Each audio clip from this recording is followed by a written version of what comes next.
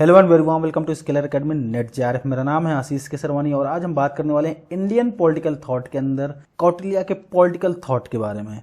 बहुत ही important video होने वाला है। आप स्टार्ट करते हैं, लेकिन स्टार्ट करने से पहले आप लोग प्लीज़ इस वीडियो को लाइक कर दीजिए और चैनल को सब्सक्राइब कर दीजिए। स्टार्ट करते हैं। कौटिल्य चाणक्य, बाबा चाणक्य, विष्णुगुप्त, पता नहीं कितने नाम से यूट्यूब में आप लोग को मिल जाएगा। इनका दूसरा नाम विष्णुगुप्त भी है, चाणक्य जिसके बारे में आप सब लोग जानते ही हैं। ये प्राइम काउंसलर थे चंद्रगुप्त मौर्य के। चंद्रगुप्त मौर्य कौन है? Founder of Maurya dynasty. Prime counsellor मतलब प्राइम मिनिस्टर ही समझ लीजिए, ठीक है। ये किंग थे और इनके प्राइम मिनिस्टर हैं विष्णुगुप्त या कौटिल्य चाणक्य, जो भी आप कहना चाहें। Life period of Chandragupta Maurya का था 350 बीसी से 295 बीसी तक। अच्छा, मुझे ये चंद्रगुप्त मौर्य के लाइफ पीरियड लिखने की जरूरत इसलिए पड़ी क्योंकि कौटिल्य का जब आप लाइफ पीरियड देखने जाएंगे ना तो बहुत ज़्यादा इसमें मतलब मिस इन्फॉर्मेशन पड़ी हुई है। किसी बुक्स में मिलेगी नहीं जल्दी। यूट्यूब में सर्च करेंगे तो कुछ और मिल जाएगा, गूगल सर्च करेंगे तो कुछ और मिल जाएगा। तो कहीं कहीं तो लिख दिया है 350 टू 275। भाई साहब 350 बीसी, 350 बीसी में चंद्रगुप्त मौर्य का जन्म होता है और ये इनके गुरु थे। तो मतलब कोई सेंस बन रहा है इस बात की? कहीं लिखा 275, कहीं 285, कहीं 283। तो मतलब कुछ क्लियर नहीं था और कहीं पूछेगा भी नहीं कौटिल्य का लाइफ पीरियड क्या था। तो इसलिए मैं आपको सिर्फ ये बताने के लिए कि ये इनका कंटेम्प्रेरी थे चंद्रगुप्त मौर्य की जो एग्जैक्ट लाइफ पीरियड थी वो 250 बीसी से लेकर 295 बीसी तक थी। तो इनसे बड़े थे, ऑब्वियसली इनके आचार्य थे तो इनसे बड़े थे, तो थोड़ा सा इनका पहले जन्म हुआ होगा, 20 साल 25 साल 15 साल जो भी मतलब आप मान लीजिए, ठीक है। तो और उनसे पहले हो सकता है डेथ हो गई हो। तो मतलब चंद्रगुप्त मौर्य के कंटेम्प्रेरी थे, बस आप लोग को इतना समझना है। ये आचार्य थे तक्षशिला यूनिवर्सिटी में पढ़ाते थे और चंद्रगुप्त मौर्य को भी वहीं ले गए थे पढ़ाने के लिए। मेजर वर्क है इनका अर्थशास्त्र। देखिए, अर्थशास्त्र को समझने से पहले एक चीज आपको ध्यान रखनी है, पुरुषार्थ आज थे 4, ठीक है। अब ये पुरुषार्थ क्या है? Principal objects of human life की प्रिंसिपल ऑब्जेक्ट्स क्या होने चाहिए? तो 4 जो पुरुषार्थ हैं वो है धर्म, अर्थ, काम, मोक्ष। एक तो ये इंग्लिश के चक्कर में ना ये धर्मा, अर्था, कामा, मोक्षा, मतलब यार बुरा लगता है यार कि मतलब धर्मा क्या होता है, अर्था क्या होता है? अर्थ है ना, तो पूरी हिंदी की पता नहीं, खैर मजबूरी है। Dharma, virtue derived from the performance of one's duty as prescribed by the sacred law, ठीक है। ये परफॉर्मेंस है वंस ड्यूटी जो कि प्रिस्क्राइब की गई है आपके सैक्रेड लॉ के द्वारा, ठीक है। अर्थ है virtue derived from the acquisition of wealth and material prosperity. Kama का मतलब क्या है? Gratification of desires and sensual enjoyments है आपका। Moksha derived from the final liberation और इमेंसिपेशन ऑफ द सोल, मतलब ये फाइनल लिबरेशन है आपकी सोल का, ठीक है। इमेंसिपेशन हो जाता है आपके सोल का। ये जो बर्थ एंड रीबर्थ का कॉन्सेप्ट है वो खत्म हो जाएगा और आप लिबरेट हो जाएंगे। तो देखिए 4 टाइप्स ऑफ पुरुषार्थाज है as identified in the Indian philosophy. Purusharthas, ठीक है, जिसके बारे में बात हो चुकी है, धर्मा, अर्थ, काम, मोक्ष। धर्म, अर्थ, काम, मोक्ष, मतलब ये बेटर है। इनहेरेंट वैल्यू डिराइव्ड कहाँ से होंगे? मतलब derived from performance of one's duty as prescribed by the sacred law. Promote कौन करेगा? रिलीजियन इनको प्रमोट करेगा। धर्म को कौन प्रमोट करेगा? रिलीजियन प्रमोट करेगा, ठीक है। Artha, acquisition of wealth and material prosperity, ये पॉलिटी जो भी गवर्नेंस स्ट्रक्चर होगा उसके थ्रू अर्थ का जो भी एक्विजिशन होगा, कैसे क्या होगा, वो आपकी गवर्नेंस का स्ट्रक्चर से डिसाइड होगा। काम, gratification of desires and sensual enjoyment. Art and culture, देखिए आपकी इंजॉयमेंट्स क्या, आर्ट एंड कल्चर भी डिसाइड करती हैं, ठीक है। मोक्ष, फाइनल लिबरेशन और इमेंसिपेशन ऑफ सोल। पेनांस, मुझे इससे प्रॉब्लम है भाई। एक्चुअली मैं जब ये चीज़ देखा था तो मैं, ठीक है, मुझे लगा कि ये एक्चुअली बता दूं आप लोगों को, ओपी गाबा की बुक का है। तो मैं लगा तो दिया, ये आपके सामने रख दिया, लेकिन मुझे इस चीज़ से प्रॉब्लम है क्योंकि पेनांस, मतलब प्रॉब्लम इन द सेंस इसलिए नहीं कि यहाँ क्यों लिखा, मुझे ऐसा लग रहा है कि मतलब मेरी जो लिमिटेड थिंकिंग है, मुझे ऐसा लग रहा है कि यहाँ पे ये पेनांस नहीं होना चाहिए। क्योंकि जो हम बात कर रहे हैं ये पुरुषार्थाज की, एक्चुअली बहुत ज़्यादा डीप जाऊँगा तो और भी चीज़ें मैं डिफर कर जाऊँगा, लेकिन इसको अगर नॉर्मली मान लें कि अगर ये हिंदुइज्म का कॉन्सेप्ट है, ठीक है, पुरुषार्थाज, तो पुरुषार्थ हिंदुइज्म में मोक्ष का कॉन्सेप्ट जो है वो पेनांस से नहीं है। तो यहाँ ओपी गाबा साहब ने क्यों लिख दिया मुझे नहीं पता।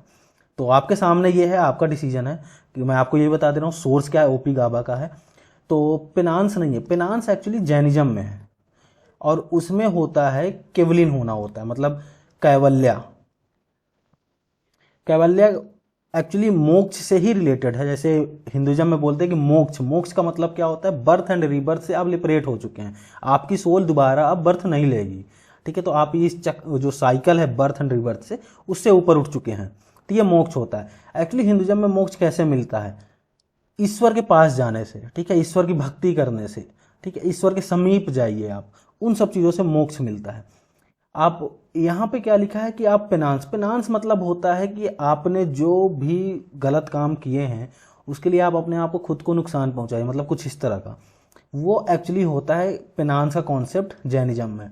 जैनिज्म में होता है कैवल्या, जब आप मोक्ष पा जाते हैं तो अब आप हो जाते हैं केवलिन, ठीक है। तो ये कॉन्सेप्ट है जैनिज्म में। उसमें क्या होता है कि कैवल्या होने के लिए कि आप अपने आप को दर्द देते हैं, दुख देते हैं, या फिर खाना पीना छोड़ देंगे और आपकी भूख से मृत्यु हो जाएगी।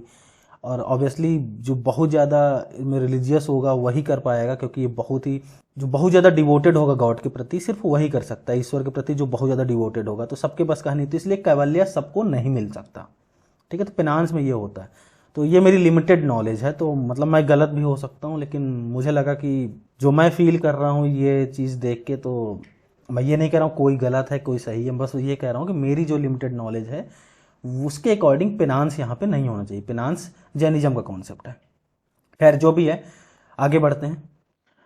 इन Kautilya's as artha kama moksha was regarded as incidental to the pursuit of धर्मा।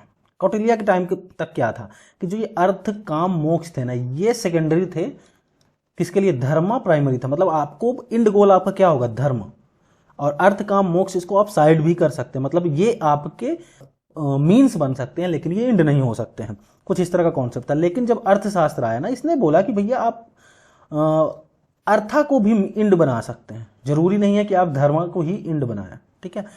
तो अर्थशास्त्र इज कंसिस्ट ऑफ 15 बुक्स हैं। इसको अधिकरणाज के नाम से भी क्वेश्चन मैं मोस्टली अगर पूछेगा ना तो बुक्स लिख के नहीं आएगा, अधिकरणाज लिख के आएगा। तो 15 अधिकरणाज हैं, अधिकरण मतलब हिंदी में। 180 प्रकरणाज है, मतलब प्रकरण हिंदी की। तो मैं जब भी इस तरह के कुछ इस तरह के वर्ड पढ़ता हूँ तो मुझे बहुत बुरा लगता है कि मतलब इंग्लिश में जाके ना पूरी एकदम खत्म कर देते हैं यार हिंदी को। तो 180 प्रकरण हैं और इसमें 6,000 श्लोक्स हैं, ठीक है, श्लोकाज जो भी आप कहें। It dealt with the rule of law, sovereignty of the state, sources of authority of the ruler, dandaniti of the state, और बहुत सी सारी चीजें हैं, सिर्फ इतनी सी बातें नहीं है। किंग को कैसे काम करना चाहिए, कैसे नहीं करना चाहिए, स्टेट के लिए कैसे काम करना चाहिए, लोगों के लिए कैसे काम करना चाहिए, अच्छी अच्छी चीज़ें कौन सी हैं वो क्या करनी चाहिए, रूलर को सारी चीज़ें लिखी हैं। तो बस बेसिक से आप ये समझ लीजिए कि इन सब चीज़ों के बारे में इसमें दिया गया है। This book was completely unknown to the modern world till 1909। भाई साहब इस बुक के बारे में ना मॉडर्न वर्ल्ड को, मतलब हम लोग को ना 1909 तक पता ही नहीं था कि ऐसी कोई बुक भी एग्जिस्ट करती है हमारे पास। मतलब एकदम मास्टर पीस है ये, हमको पता ही नहीं था भाई हमारे पास इतना मास्टर पीस है। हम तो बस परेशान थे कि भैया प्लेटो था, प्लेटो क्या भाई साहब लिख के चला गया, प्लेटो अरिस्टोटल क्या लिख के चला गया, हमारे पास तो कुछ है ही नहीं, हमको पता ही नहीं था एक्चुअली ऐसी चीज़। तो 1909 तक हमको पता नहीं था। तो 1909 में होता क्या है, एक्चुअली 1905 में एक इंडोलॉजिस्ट हैं आर सामाशास्त्री, इनको एक्सीडेंटली एक बुक मिलती है, एक इंस्टीट्यूट है मैसूर में वहाँ पे, और जब वो पढ़ते हैं तब लगता है यार ये क्या मास्टरपीस मेरे हाथ लग गई, ठीक है। तो वो ट्रांसलेट करते हैं और 1909 में उसको पब्लिश करवा देते हैं। मतलब किसी इंडियन लैंग्वेज में ट्रांसलेट होती है, एक्चुअली मुझे आइडिया भी नहीं किस लैंग्वेज में ट्रांसलेट होती है। 1909 में किसी इंडियन लैंग्वेज में ट्रांसलेट होती है। तो एटलीस्ट इंडियन पीपल को ये पता चल गया था कि हमारे पास कोई मास्टरपीस है जो प्लेटो अरिस्टोटल की मतलब टक्कर का है, इवन मैं कहूँगा कि उनसे बेटर है। 1909 में क्या होता है कि at least Indian came to know about it, लेकिन जब पूरा वर्ड कब जानता है 1915 में, क्योंकि 1915 में क्या होता है इंग्लिश लैंग्वेज में समाजशास्त्र ने ट्रांसलेट करके पब्लिश करवा दिया था। तो तब वर्ड को पता चलता है कि इंडिया के पास भी कुछ मतलब गजब की चीज़ें हैं, ऐसा नहीं है कि सिर्फ वेस्टर्न वर्ड में ही सब चीज़ें लिखी गई हैं, ठीक है। तो 1915 में, अच्छा ये चीज़ ना याद कर लीजिएगा क्योंकि ये क्वेश्चन डायरेक्टली पूछ लेता है कि ना कब पब्लिश हुई थी पहली बार, कब मिली थी, इंग्लिश में कब ट्रांसलेट हुआ, तो इनमें से कुछ भी पूछ सकता है, ठीक है। ओरिजिन ऑफ द स्टेट, तो भाई कौटिल्य साहब क्या कहते हैं कि ओरिजिन कैसे हुआ स्टेट का। Before the emergence of authority of the king anarchy थी। जैसे हमने क्या पढ़ा वेस्टर्न पॉलिटिकल थॉट में, जब WPT पढ़ रहे थे तो 3 स्ट्रेट कंट्रैक्चुअलिस्ट थे, Thomas Hobbes and Locke and Rousseau. ये तीन लोग क्या थे, स्टेट कंट्रैक्चुअलिस्ट थे। तो ये क्या बात करते हैं, स्टेट ऑफ नेचर कैसा था। तो इस तरह यहाँ पे क्या बात होती है कि किंग के अथॉरिटी से पहले स्टेट मतलब क्या था, अनार्की चल रही थी। अनार्की मतलब कोई रूल नहीं है, कोई बताने वाला नहीं है कि आपको कैसे रहना कैसे नहीं रहना। मतलब आपके पास जितना पावर है, पावर मतलब स्ट्रेंथ आपके पास जितनी है उसके अकॉर्डिंग आप देख लीजिए। आपके पास बुद्धि लगा के कोई चीज़ कम करना चाहता है, बुद्धि लगा ली, कोई नहीं रोक रहा है। मतलब आप जो आपकी मनमानी चल रही है, मतलब कोई आपको कंट्रोल करने के लिए नहीं है। तो इसको बोला गया मत्स्य न्याय। मत्स्य न्याय मतलब क्या होता है, मत्स्य न्याय में क्या होता है, देखिए आप मछलियों के साथ क्या होता है ना, बड़ी मछली छोटी मछली को खा जाती है, वो होता है मत्स्य न्याय। तो ये उनका कहना था कि मत्स्य न्याय वाला कॉन्सेप्ट चल रहा था। तो इसमें क्या होगा, जो भी स्ट्रॉन्गर होगा वो फ्री होगा भाई, वीक जो भी होगा उसको ऑपरेस करने के लिए। तो ये होता है मत्स्य न्याय। ह्यूमन का मतलब अगर ह्यूमन के ऊपर अगर ये अप्लाई करें तो ठीक, अगर आप स्ट्रांग हैं आप वीकर को दबा लें, कोई नहीं रोकने वाला आपको। No sense of security for anyone. तो जितने भी वीकर होंगे ना उनके पास तो कोई सिक्योरिटी का कोई चांस नहीं। इवन अगर आप किसी से स्ट्रॉन्गर हैं, किसी के अगर कंपैरिजन में स्ट्रॉन्गर हैं, तो आपके कंपैरिजन हो सकता है कोई तीसरा स्ट्रॉन्गर हो, तो सिक्योरिटी तो किसी के लिए नहीं है भाई। तो क्या करें, पीपल नॉमिनेटेड वैवस्वत मनु, मनु को नॉमिनेट करते हैं। मनु कौन है, son of the sun god, Surya भगवान के बेटे हैं, उनको किंग बना देते हैं, ये कौटिल्य बोलते हैं। तो Manu was the first king. अब ये क्या डिसाइड करते हैं, they decided and placed that they would pay 1/6 of their food grains and 1/10 of other goods including gold as tax to the king because king alone can provide for safety and prosperity of the people. हम king को क्या देंगे, king अगर हम किसी को king को nominate करते, मतलब किसी पर्सन को अगर हम नॉमिनेट कर दें किंग, तो हम उसको कुछ टैक्स देंगे। तो उन्होंने क्या बोला कि जब हम सूर्य भगवान के बेटे यानी कि मनु को जो हम किंग नॉमिनेट करेंगे तो हम क्या प्लेज करेंगे उनसे कि हमारा जो भी फूड ग्रेन्स है उसका 1/6 पार्ट हम आपको टैक्स के रूप में देंगे, प्लस अदर जो हमारे पास गुड्स है उसका 1/10 पार्ट आपको हम टैक्स के रूप में आपको देंगे, मतलब स्टेट को पकड़ा देंगे। अगर कोई किंग को डिसरिस्पेक्ट करता है तो उसको अपराध की श्रेणी में रखा गया है। ठीक है, आप मतलब किंग को डिसओबे नहीं कर सकते हैं। और वहीं किंग भी क्या है, ड्यूटी बाउंड है कि आपके भैया वो सेफ्टी एंड मतलब पूरी एफर्ट दे आपके सेफ्टी के लिए। ठीक, तो वो द कौटिल्यन स्टेट में be identified with certain features. तो अब ये स्टेट को हम कुछ फीचर्स में डिसाइड कर सकते हैं, ऐसा कोई लिखा नहीं है कौटिल्यन ने अर्थशास्त्र में, लेकिन ये अर्थशास्त्र को पढ़ के इस तरह का हम कुछ निष्कर्ष निकाल सकते हैं। The kingdom is presided over by the king around home revolve all powers. जो भी किंग होगा उसके अराउंड ही सारा पावर्स होगा, मतलब आपका किंग अब्सोल्यूट हो गया, अब्सोल्यूट तो हो गया, but exercise with in the limits of the Dharma. King को भी धर्मा जो है ना वो फॉलो करना पड़ेगा, धर्म के अकॉर्डिंग ही रूल करना पड़ेगा। आप ये नहीं कह सकते कि आप अब्सोल्यूट है तो हम धर्म ही चेंज कर देंगे, नहीं फॉलो करेंगे, नहीं, आप ऐसा नहीं कर सकते। आप अब्सोल्यूट हैं लेकिन आपको धर्म फॉलो करना पड़ेगा। The king rules to enable him to safeguard and protect its subjects. The king rules to promote the happiness and welfare of his subjects. King किस लिए रूल करेगा, ताकि लोगों को खुशी मिल सके और उनके वेलफेयर में हो चीजें। Duties of the king. तो भाई जब किंग आ गया तो किंग किस तरह से रूल करेगा ये तो हो गया। तो किंग की ड्यूटी क्या बनती है, तो एक ड्यूटी तो ये है कि वो शून्य निवेश हो, दूसरी है कि सेतु बंध में इंगेज हो। मतलब ये 2 ड्यूटी ये हो गई। आगे और भी बहुत सारी ड्यूटीज हैं, तो जो इंपॉर्टेंट है मैं जो एग्जाम्स में आ सकते हैं सिर्फ उनको बता रहा हूँ। तो शून्य निवेश में इंगेज होने का मतलब क्या है, settlement in an unoccupied territory. मतलब कोई भी टेरिटरी ऐसी है जिसको कोई ऑक्युपाई नहीं किया तो उसको भाई अपने अंदर कर लो। Expand the boundary of the state. इससे होगा क्या कि आपकी जो स्टेट की बाउंड्री वो एक्सपैंड हो जाएगी। Kautilya tried to create an empire at that time. ठीक है, तो कौटिल्य का प्लान क्या था कि ज्यादा बड़ा से बड़ा एम्पायर बनाया जा सके। सेतु बंध का मतलब क्या है, देखिए construct dams and other irrigation facilities. Dams बनाओ, इरिगेशन फैसिलिटीज बनाओ, ताकि क्या हो, जो एग्रीकल्चर फील्ड में प्रोडक्शन बढ़ सके। ठीक, तो ये इनका एक ड्यूटी हो गई। कुछ और इंपॉर्टेंट ड्यूटीज हैं, protection from natural calamities. Natural calamities हैं जो उनसे प्रोटेक्शन दो अपने सब्जेक्ट्स को। एंटी सोशल एलिमेंट्स हैं उनसे प्रोटेक्शन दिलवाओ। प्रोटेक्शन फ्रॉम एक्सटर्नल एग्रेशन, कोई बाहरी राज्य का कोई मतलब अटैक होता है तो उससे प्रोटेक्ट करो अपने राज्य को। Protection of social order, social order का मतलब क्या है, basically it means protection of वर्ण सिस्टम एंड आश्रम सिस्टम। एक्चुअली दोनों को मिला के अगर हम बोलते हैं तो कहीं कहीं ये भी लिख जाता है वर्ण आश्रम सिस्टम, वर्णाश्रम सिस्टम, दोनों को मिला के बोला जाता है। तो वर्ण सिस्टम और आश्रम सिस्टम को ये भी प्रोटेक्शन देगा मतलब। तो वर्ण सिस्टम और आश्रम सिस्टम क्या है ये देख लेते हैं। तो 4 आश्रम होते हैं, एक होता है ब्रह्मचर्य, उसके बाद स्टेज आएगा गृहस्थ का, थर्ड स्टेज होगा वानप्रस्थ का, और fourth and last stage is संन्यास। ठीक, तो एक्चुअली अगर इसको किसी के लाइफ को अगर 100 ईयर्स में डिवाइड करना हो तो प्रत्येक स्टेज का 25 ईयर्स दिया गया है। तो ब्रह्मचर्य के लिए 25 ईयर्स, तब आप स्टूडेंट लाइफ में होंगे। गृहस्थ 25 ईयर्स, वानप्रस्थ 25 ईयर्स एंड संन्यास 25 ईयर्स। ठीक, इस तरह कुछ बात हुई है। वर्ण सिस्टम 4 वर्ण थे, सबको पता है, ब्राह्मण, क्षत्रिय, वैश्य, शूद्राज। तो ये जो सिस्टम चल रहा है ना, सोशल ऑर्डर, जिस तरह से सोशल ऑर्डर काम कर रहा है उसको प्रोटेक्ट करके रखना किंग की ड्यूटी होगी। तो आगे क्या बात करते हैं, king is himself under the law. King कभी लॉ के बाहर नहीं हो सकता। और लॉ क्या है कि भैया आपको धर्म के हिसाब से ही चलना है। ठीक है, तो किंग एब्सोल्यूट है लेकिन धर्म के अंदर ही चलेगा। King should be dedicated to public service as Kautilya says. यहाँ ये जो स्टेटमेंट है ना, ये कौटिल्य अर्थशास्त्र डायरेक्ट कोट किया गया है और ये स्टेटमेंट डायरेक्टली पूछ लेता है कि किसने बोला या फिर कौन सी बुक में लिखा हुआ है। कौटिल्य ने क्या बोला कि in the happiness of the his subject lies the king's happiness, in their welfare his welfare. मतलब अगर सब्जेक्ट्स खुश हैं तब किंग को खुशी मिलनी चाहिए।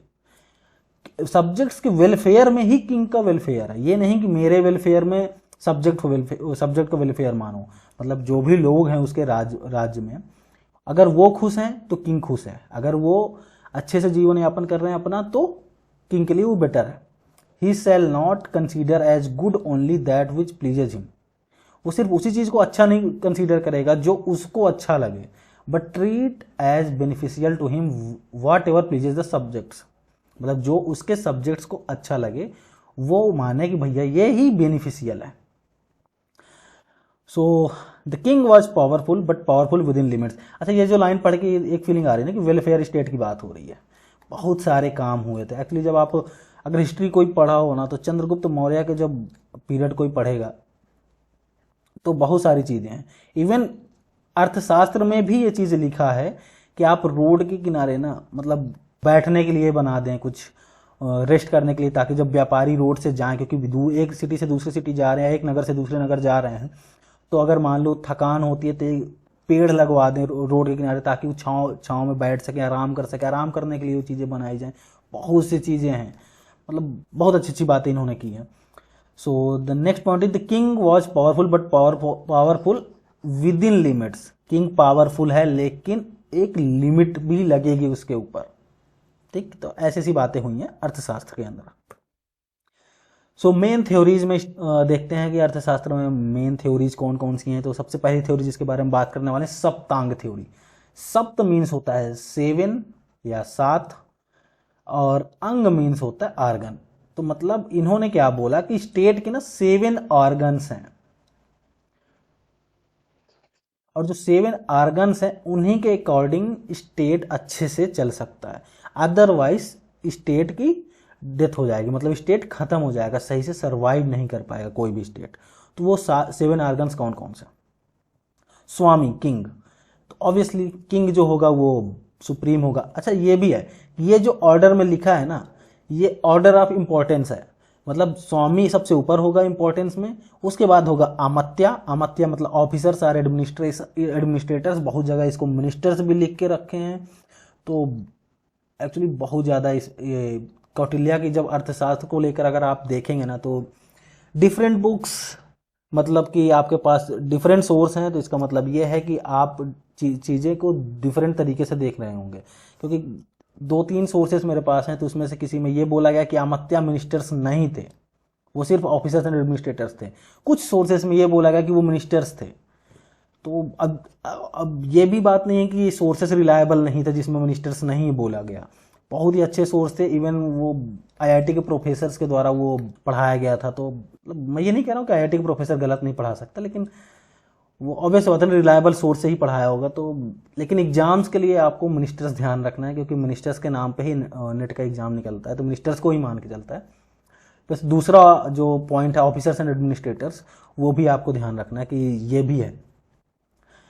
तीसरा है जनपद। जनपद टेरिटरी और पॉपुलेशन दोनों को, मतलब दोनों इसे रिप्रेजेंट करते हैं जनपद से। Fourth one is durg, fort. Kosha, ये मतलब स्टेट एक्सचेकर बोल लीजिए या फिर ट्रेजरी। दंड, आर्मी और coercive power of the state. Mitra, friendly state. ठीक है, तो ये 7 जो आर्गन्स हैं वो बहुत ही इंपॉर्टेंट पार्ट होते हैं किसी भी स्टेट के, कौटिल्य के अकॉर्डिंग। और इन 7 जो आर्गन्स उसको बोला गया सप्तांग। ठीक, Kautilya mention these organs in decreasing order of their importance. जैसे जैसे आप नीचे आते हैं लिस्ट में, उनकी इंपॉर्टेंस धीरे धीरे घटती जाती है। Swami should be one of noble origin, no common person can be swami. King कौन होगा?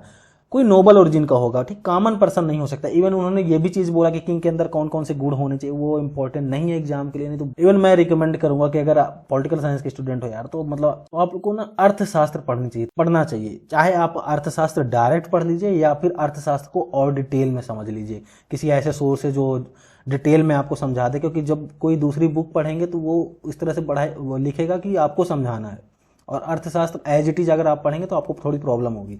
तो बड़ी सही बुक है यार, मतलब मास्टरपीस है, मतलब आपको पढ़ना चाहिए। मैं पूरी तरीके से रिकमेंड करूंगा आप लोग को। सो सक्सेस, सिद्धि किस तरह से मिलेगी, क्या करें ऐसा कि किंग को सक्सेस मिले?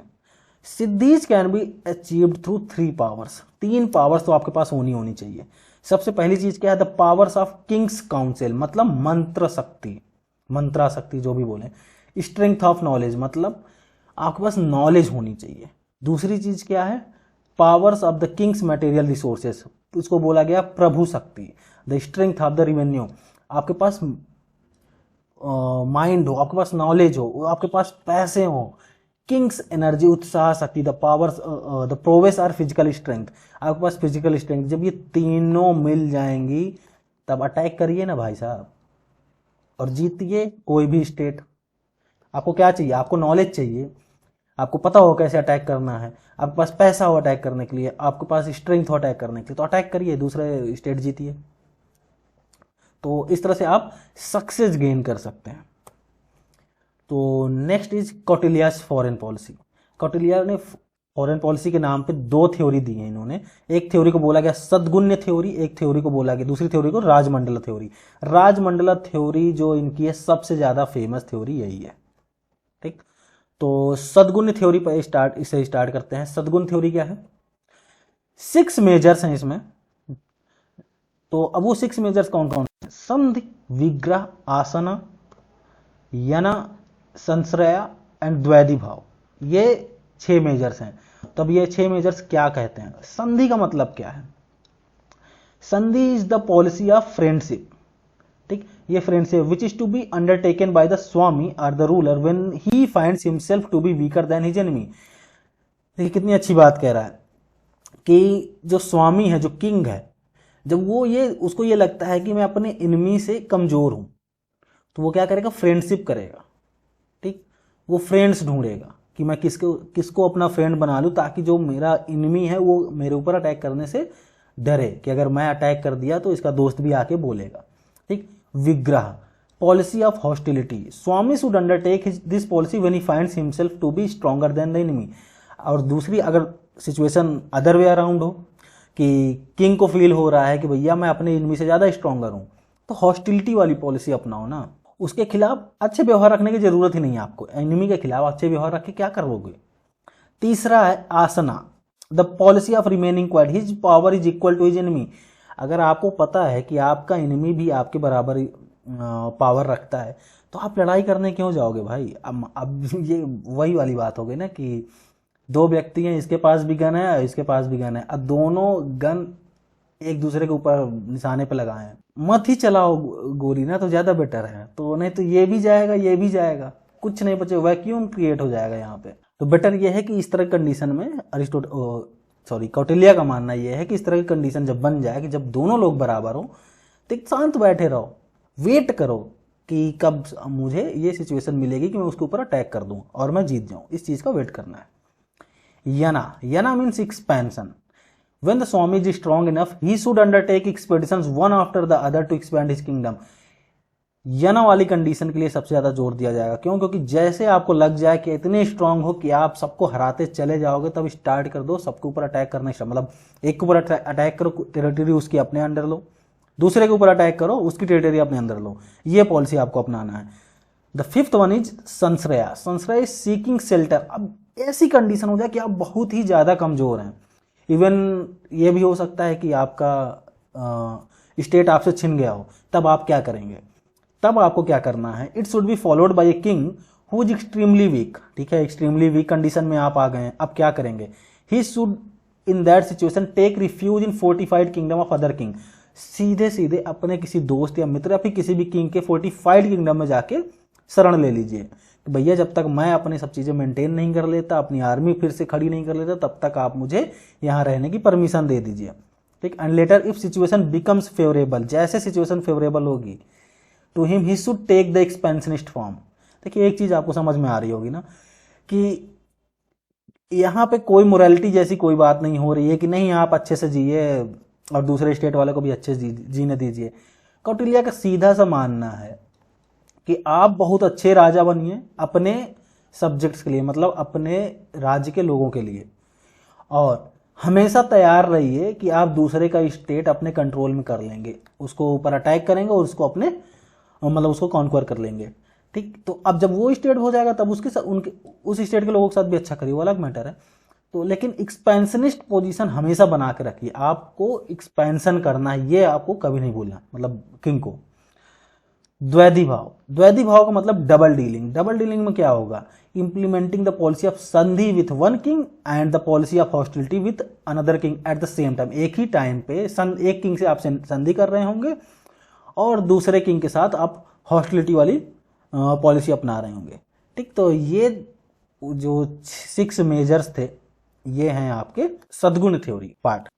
तो मूव करते हैं सबसे इंपॉर्टेंट थ्योरी कौटिल्य की, जो कि है राजमंडल थ्योरी। राजमंडल थ्योरी, अच्छा देखिए ये एक आइडियल कंडीशन है। सबसे पहली चीज ये एक आइडियल सिचुएशन, और ये भी कौटिल्य आगे ये भी बताएंगे अगर आइडियल सिचुएशन ना हो तब क्या करना है। तो पहले आइडियल सिचुएशन पे देख लेते हैं कि क्या कंडीशन है।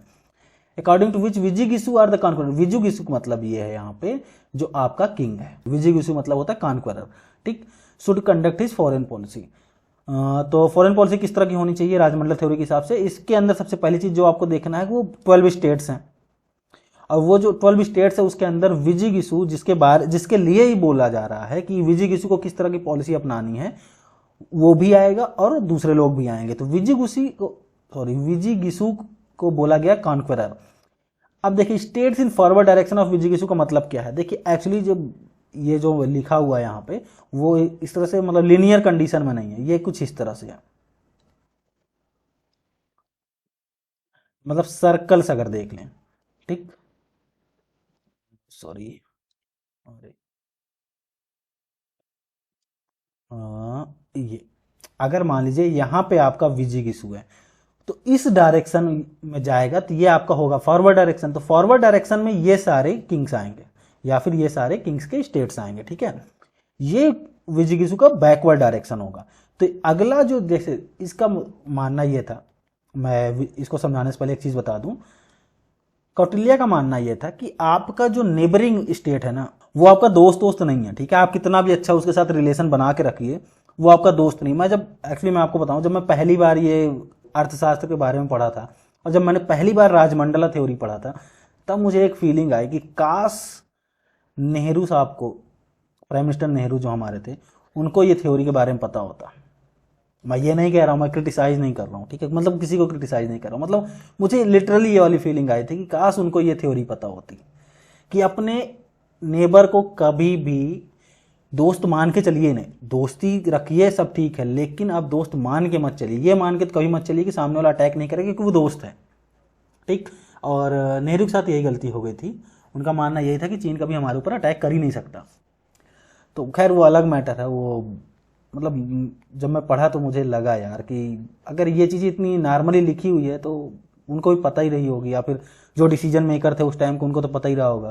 तो खैर, तो कौटिल्य का मानना क्या था कि आपके नेबरिंग स्टेट को आपको कभी भी दोस्त मान के तो चलना ही नहीं है, वो आपका एनिमी होगा ही होगा, ठीक है।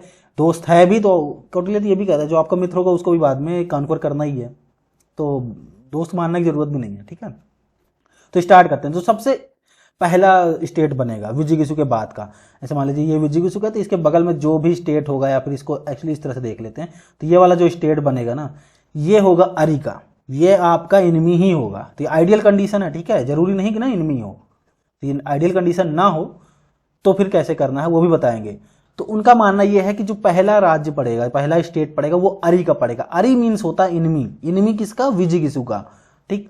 उसके बाद देखिए ये हो गया विजिगिसु, इसके बाद ये हो गया अरी का। इसके बाद जो स्टेट पड़ेगा, तो इसी फिलोसफी के अकॉर्डिंग विजिगिसु के बाद वाला स्टेट क्या पड़ा? दुश्मन। तो इसका जो स्टेट इसके बाद पड़ेगा तो ये इसका दुश्मन हो जाएगा। तो दुश्मन का दुश्मन क्या हो गया? दोस्त हो गया। तो ये हो गया थर्ड वाला, हो गया मित्र, अलाई ऑफ विजिगिसु। इसी तरह से जब आगे जाएंगे तो ये क्या हो जाएगा? ये अरी का मित्र हो जाएगा, मतलब ये हो जाएगा आपके दुश्मन का दुश्मन, विजिगिसु के दुश्मन का दुश्मन हो जाएगा। उसके आगे वाला हो जाएगा मित्र, मित्र मतलब इस मित्र का, जो ये मित्र है उसका मित्र हो गया ना ये, तो ये हो गया मित्र मित्र। और उसके नेक्स्ट वाले जो आएगा वो क्या हो जाएगा? अरि मित्र मित्र, मतलब ये जो अरि है इसका मित्र अरि मित्र, और इसका मित्र हो गया अरि मित्र मित्र। ये कुछ बड़ा सा मतलब कंफ्यूजिंग सा नेम बन रहा है, लेकिन आपको याद करना बड़ा इजी है, एक बार आपको समझ में आ जाएगा अच्छे से। अरि के बाद मित्र, मित्र के बाद अरि मित्र, अरि मित्र के बाद मित्र मित्र, और मित्र के बाद अरि मित्र मित्र। ये 6 स्टेट्स जो होंगे वो आएंगे फॉरवर्ड डायरेक्शन में विजिगिसु के।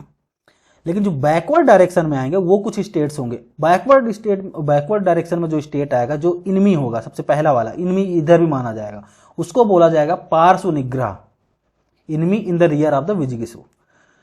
और उसके बाद वाला जो होगा, जो फॉरवर्ड डायरेक्शन में होता है तो मित्र बनता है, यहां क्या बन जाएगा? अक्रांड।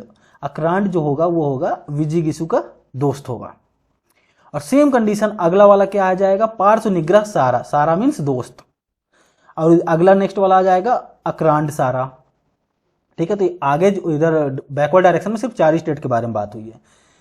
नेक्स्ट जो आएंगे 11th नंबर और 12th नंबर पे, वो आएगा मध्यमा एंड उदासीन। तो मध्यमा एंड उदासीन का केस क्या है? मध्यमा इज द मिडिल किंगडम, ठीक है, whose boundary lies in the कंटिग्यूटी to the विजिगिसु territory.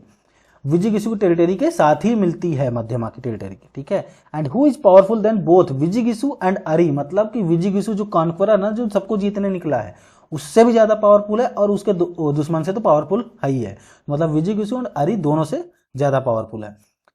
12th one is उदासीन, किंगडम लाइंग आउटसाइड द राजमंडल। राजमंडल की जो सिस्टम है, ये जो बना हुआ है, इससे बाहर कहीं एक राज्य है, ठीक है, उसका नाम है उदासीन। वो बाहर है राजमंडल थे, मतलब राजमंडल का जो कॉन्सेप्ट है उससे बाहर है, और ये न्यूट्रल किंगडम होगा, और ये सबसे ज्यादा पावरफुल होगा, विजिगिसु से भी, अरी से भी, और मध्यमा से भी।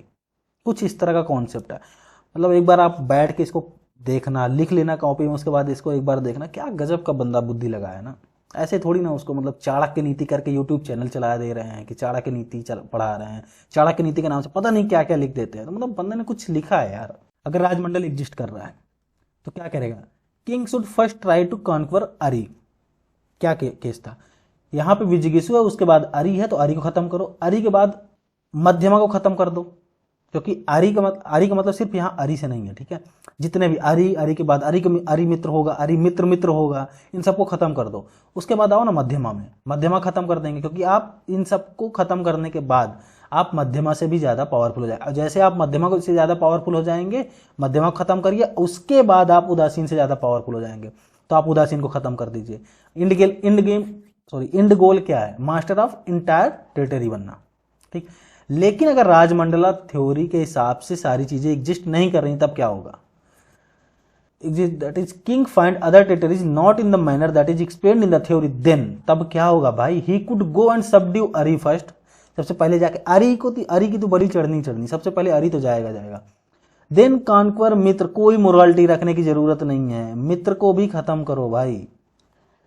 सबसे पहले अरी को खत्म करना, उसके बाद जो भी मित्र स्टेट था उसको खत्म कर दो, so that all the territory come under his subjugation. नहीं है ना, तो जो भी अरी है दुश्मन है उनको खत्म कर दो, उसके बाद जो दोस्त है उनको खत्म कर दो, सारी टेरिटरी आपके कंट्रोल में। ठीक, इंड गोल क्या है, entire territory should be under your control. ठीक है, ये इंड गोल है, तो इंड गोल वो हम कंप्लीट करेंगे, कोई मोरालिटी रखने की जरूरत नहीं है। एक्सपेडिशन की बात करते हैं। Kautilya talked about the 3 kinds of expedition, 3 तरीके हैं एक्सपेडिशन के। सबसे पहली चीज है ड्यूरिंग मंथ ऑफ माघ। माघ मतलब होता है जनवरी एंड फेब्रुआरी मंथ जो चलते हैं, जनवरी टू फेब्रुआरी मंथ, वो होता है माघ। ये एक्चुअली हिंदी वर्जन में लिखा हुआ है, या फिर विंटर सीजन, उसमें जनवरी फरवरी में विंटर सीजन होता ही है। तो अगर वो उस टाइम पे क्या करना है आपको, एक्सपेडिशन ऑफ लॉन्गर ड्यूरेशन वाले एक्सपेडिशन करने हैं। मतलब ऐसे जगह पे अटैक करिए जहां पे ज्यादा टाइम लगता है, तो ठीक है, तो उसके लिए इस तरह का सीजन आप चूज करेंगे, ये कौटिल्य का मानना है। ठीक, तो माघ से अगर आपको याद हो तो माघ मेला भी लगता है, तो ये इसी टाइम पे लगता है, माघ मेला, कुंभ, अर्ध कुंभ, ये सब जो मेला लगता है इसी महीने का जनवरी फरवरी में ही लगता है। एक्सपेडिशन ऑफ मीडियम ड्यूरेशन, जो जब लगता है कि अगर किसी स्टेट को जीतने में थोड़ा सा कम समय लगेगा, फिर मीडियम ड्यूरेशन लगेगा, तो सबसे बेस्ट कौन सा है, चैत्र। अगर चैत्र का महीना चल रहा है तो आप मीडियम ड्यूरेशन वाले एक्सपेडिशन कर सकते हैं। चैत्र का मतलब मार्च अप्रैल वाला। शॉर्ट ड्यूरेशन वाले एक्सपेडिशन तब करेंगे जब ज्येष्ठ का महीना चल रहा हो। ज्येष्ठ मतलब उसके बाद क्या होगा, मानसून आ जाएगा, और मानसून में एक्सपेडिशन करना बड़ा डिफिकल्ट है, कौटिल्य का मानना है। तो मानसून वाले से पहले, मानसून के टाइम पे अगर आप एक्सपेडिशन कर रहे हैं तो शॉर्ट ड्यूरेशन वाले एक्सपेडिशन ही करिए। तो ये 3 तरीके के एक्सपेडिशन हो गए। तो विजिगिसु को भी कैटेगराइज किया गया है 3 तरीके से, 3 तरीकों में। तो सर तीनों कौन से हैं, धर्म विजयी, अर्थ विजयी, असुर विजयी। तो धर्म विजयी क्या है, ऐसे विजिगिसु जो we are interested in expedition for their glory, honour and dignity. आप किसी स्टेट को ऊपर अटैक करते हैं सिर्फ इस चीज के लिए कि आपको ग्लोरी मिले, ऑनर मिले, डिग्निटी मिले, और आप उसको जीतते हैं, तो आपको बोला जाएगा धर्म विजयी। अर्थ विजयी का मतलब यह होता है कि जब आपका इंटेंशन ये हो कि आपको टेरिटरी कॉन्क्वर करना है और वहां के वेल्थ को अपने पास रखना है। ठीक है, वेल्थ और टेरिटरी के लिए जब आप एक्सपेडिशन करते हैं तब आपको बोला जाएगा आप अर्थ विजयी हैं। थर्ड वन इज असुर विजयी। असुर से ही समझ में आ रहा होगा कि इसको गलत ही बोला गया होगा। Who conducted their expedition like a demon, मतलब राक्षस की तरह हो, लूटिंग कर दो, प्लंडरिंग कर दो, खत्म कर दो, मतलब जिस टेरिटरी में अटैक किया हो पूरा मतलब एकदम जानवरों की तरह लूटपाट मचा दो वहां पे। ठीक, तो उसको बोलेंगे असुर विजयी। तो कौटिल्य ने क्या बोला कि धर्म विजयी एंड अर्थ विजयी, ये दोनों अच्छे हैं, आप इसके इंटेंशन से आप एक्सपेडिशन कर सकते हैं, लेकिन असुर विजय उनको सही नहीं लगा। ठीक, तो फेवर करते हैं धर्म और अर्थ विजय को। So yes, this is the end of the video. So अगर आपको ये वीडियो पसंद आई हो तो प्लीज लाइक कर दो यार, मतलब इतने अच्छे से कौन पढ़ा रहा है, मुझे समझ नहीं आ रहा है। चैनल सब्सक्राइब कर दो, जो कि हो नहीं रहा है, बड़ी मेहनत करनी पड़ रही है, और बेल आइकन भी दबाई दो। सो मिलते हैं नेक्स्ट वीडियो में कुछ नए इन्फॉर्मेशन के साथ। वैसे आप सब्सक्राइब नहीं भी कर रहे हैं, लेकिन वीडियो आनी बंद नहीं होगी। जो भी पढ़ रहा है उसके लिए पढ़ते रहिए। 1-2 दिन लेट होगा क्योंकि बहुत सारे काम है, मुझे अपना रिसर्च वर्क भी देखना पड़ रहा है, तो थोड़ा सा हो सकता है टाइम लग जाए वीडियो आने में, कि एक दिन ना आ पाए, कभी कभी ऐसा हो सकता है, लेकिन वीडियो आती रहेंगी। तो सब्सक्राइबर नहीं बढ़ रहे हैं, थोड़ा सा दुख तो हो रहा है, लेकिन ठीक है। चलिए मिलते हैं नेक्स्ट वीडियो में कुछ नए इन्फॉर्मेशन के साथ। तब तक के लिए नमस्कार, धन्यवाद।